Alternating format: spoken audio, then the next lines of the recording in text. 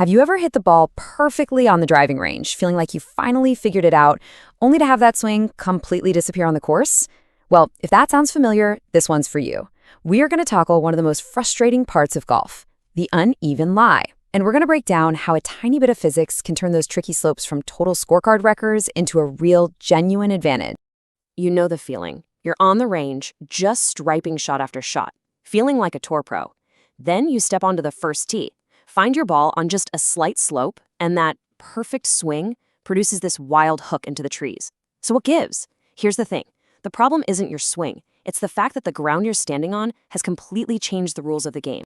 The real issue here is something we can call the flat range fallacy. Think about it.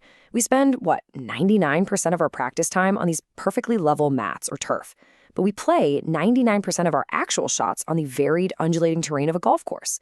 This massive disconnect is, without a doubt, the #1 reason most of us struggle with consistency.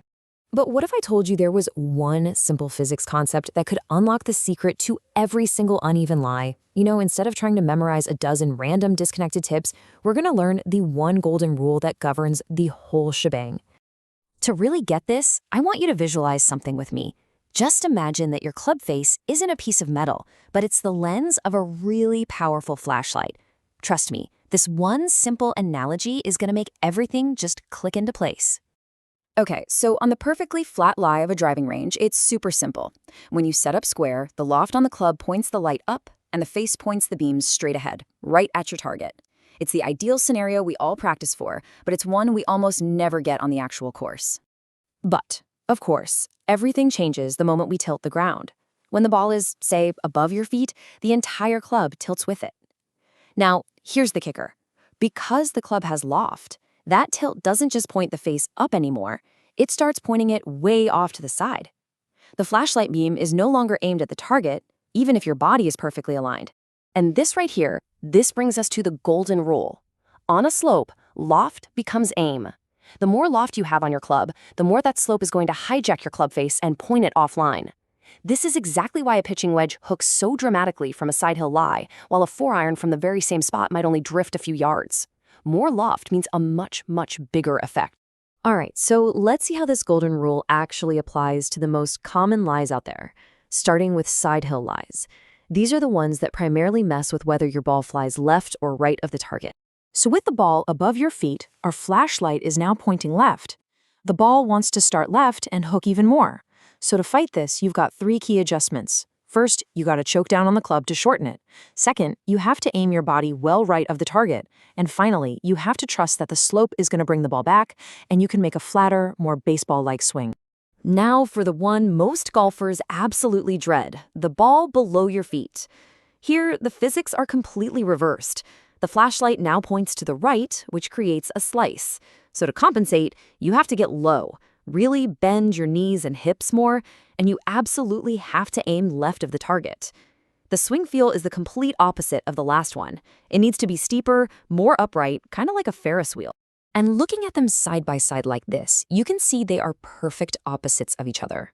For the hook lie, you stand taller, your weight goes to your heels, and you aim right. For the slice lie, you get lower, weight on your toes, and you aim left.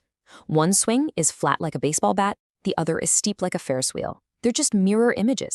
Okay, let's switch gears and look at the other pair of lies, the elevation lies. Now with these, we're a little less concerned with left and right, and we're way more focused on trajectory and, you guessed it, distance control. So when you're on an uphill lie, the slope itself effectively adds loft to your club at impact. Your 7-iron can suddenly turn into a 9-iron, or even a pitching wedge. And what does that mean? It means the ball is going to launch super high, travel a shorter distance, and it's going to stop really fast when it lands. So the single most important adjustment here is your club selection. It's that simple. Since the slope is adding all that loft and robbing you of distance, you have to compensate by taking at least 1 and maybe even 2 extra clubs. If the shot is playing 150 yards, you might need to pull your 170-yard club just to get it there. A downhill lie, you guessed it, does the exact opposite. The slope actually de-lofts your club, turning your 9-iron into a 7-iron. This causes the ball to fly out low, hot, and with very little backspin. It's going to hit the ground and just roll out for a long, long way. The key visual here for both of these lies is all in this setup. You want to match your shoulder angle to the slope. So on an uphill lie, that means taking more club and swinging with the slope. On a downhill lie, it's about taking a more lofted club to get the ball in the air and then chasing the ball down the slope with your follow-through. Okay, so we've covered the physics. I get it. But knowledge is pretty useless without a plan, right? So let's build a simple, repeatable process you can use on the course for any lie you happen to face. It's a really simple 4-step process. First, just forget the yardage marker for a second and assess how severe the slope is. Second, calculate your new yardage based on how that lie is going to affect the ball. Third, pick a safe target, always aiming away from trouble. And the final and honestly most important step is what I call the medicine check. Ask yourself, is going for the green really the smart play here? And that medicine check leads us to this absolutely crucial idea. Smart golf is not about hitting one heroic miracle shot from a terrible lie. It's about consistently avoiding the big mistakes. You know, sometimes the best play is just to punch the ball out to a flat spot and take your medicine. So, I'm going to leave you with this thought. The next time your ball ends up on a slope, don't groan and think of it as a bad lie.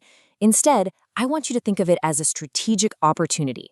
It's your chance to outthink the course and your playing partners by applying the right knowledge. And to make all this stick, here it is, the ultimate cheat sheet. This summarizes every lie, its tendency, and all the key adjustments. Seriously, go ahead and screenshot this right now, put it on your phone, and take a quick look before your next round.